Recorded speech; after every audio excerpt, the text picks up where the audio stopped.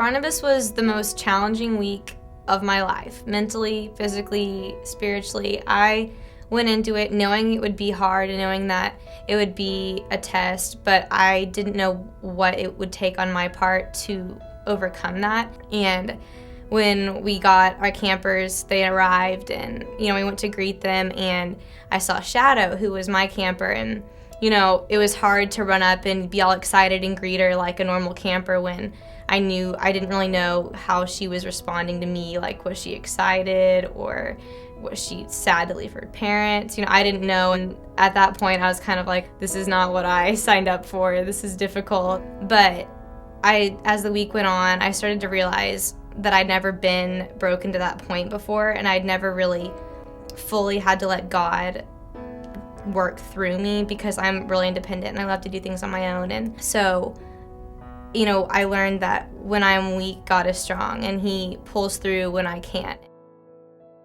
One of the things I enjoyed most about Camp Barnabas was meeting the campers and just not viewing them as any other handicapped or disabled person, and really getting to know them as individual people and realizing that they can do anything that any other individual can do. They can get in the pool, they can ride horses, they can do archery, they can do anything that a normal person do. They can enjoy sports, and it was a real blessing that God's given them these talents and they're able to take advantage of them.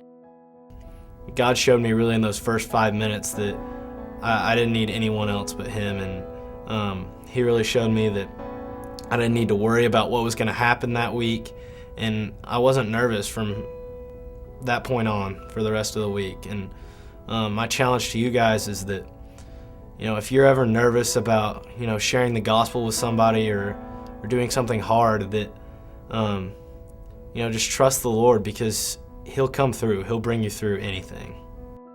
When I first got my camper, his name is Josh, and he couldn't speak and he was in a wheelchair.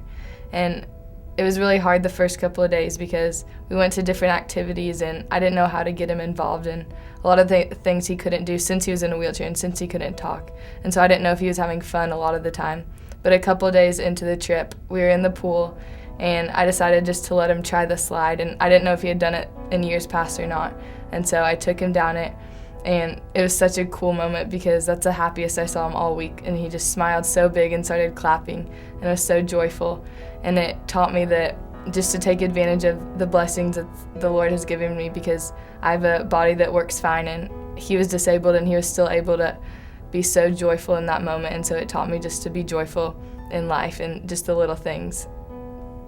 At Camp Barnabas, I saw students from all over the country come together and serve Christ in a way I've never seen it before. Like, the passion was so much more real than what I've seen before. And we served those special needs kids and their siblings, and we served them with such a passion. I felt Christ was in all of us. And I just felt that if we brought this back to Dallas in our Watermark student ministries, that we could make such a difference here. And it would be so awesome if we could serve with the passion we had at Camp Barnabas back in Dallas and show everybody what we learned at Camp Barnabas. I think one of the things that put me in awe were just the relationships between campers and counselors, and especially Hawk and Carson. Hawk is just a ball of joy and just brought such light into my week, and Carson did such a great job just being his best friend and treating him like he had known him forever, that there were no barriers between them because of his disability.